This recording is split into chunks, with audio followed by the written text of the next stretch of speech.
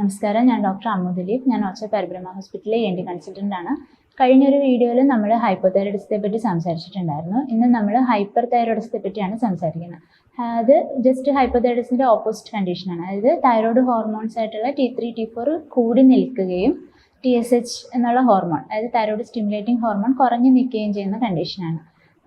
അതിൽ പേഷ്യൻ്റ് പൊതുവെ കാണിക്കുന്ന ലക്ഷണങ്ങൾ എന്തൊക്കെയാണെന്ന് വെച്ചാൽ, പേഷ്യൻ്റ് ഭയങ്കര ഒരു ആങ്സൈറ്റിയും ഭയങ്കര ഇറിറ്റബിളും ആയിരിക്കും.